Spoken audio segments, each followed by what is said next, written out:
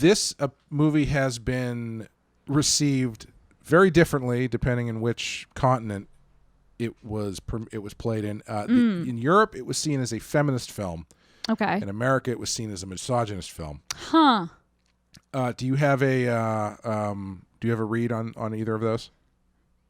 I mean, like so many other things, not to be boring or try to worm my way out of answering, but I feel like with so many other things with this movie, it's really hard to just say it's this or that. Yeah. It's like, it's definitely kind of both, but I would lean more towards it's like an anti-misogynist film rather than a feminist film. Yeah. If that makes sense. Like, this movie is clearly not presenting Asami as like righteous and correct and well-adjusted. Right. Like, she's not I'm trying to think of like a good like vengeful woman or vengeful she's not the Inigo Montoya of this movie where it's like, you killed my father, prepare to die. Like, that's not what's happening here. Yeah.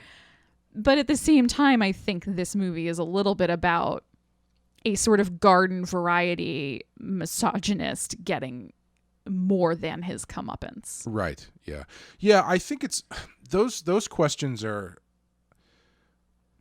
I find them to be unfair. Yeah. Not just with this movie, but in a lot of movies, because like, I feel like you can tell very easily if a story or a work is made with feminist or misogynistic intentions versus if it is a film or a story that has feminist and misogynistic elements in it.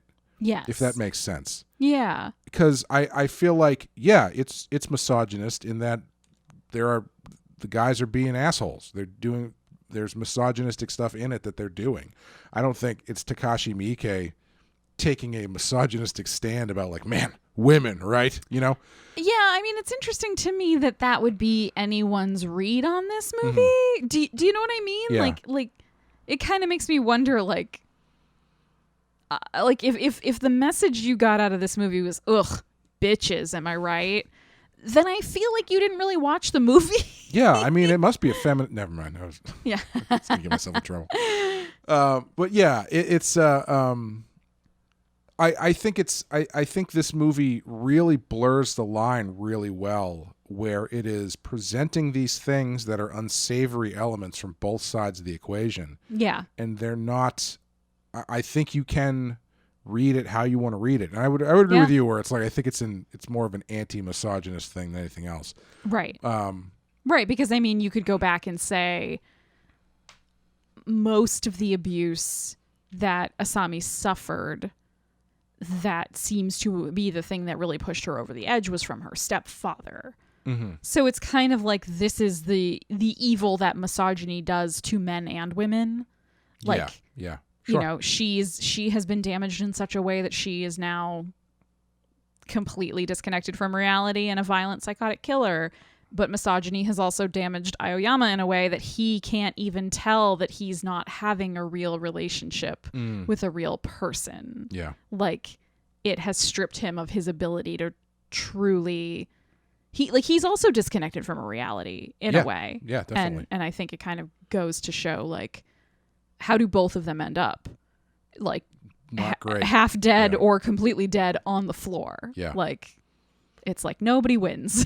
Yeah, I think it's an attempt to label something. It's like, you don't have to choose. This movie doesn't have to choose sides. Yeah. You know, I think it's a great story. Yeah. And told very well in a very interesting way that can be, is it misogynist or is it feminist? The answer is yes. I would say, you know? And the answer is also no. Yes, the answer is also no. God, yeah, it's just, and it really does, like, trying to pigeonhole it into one or the other really minimizes the things it does so well.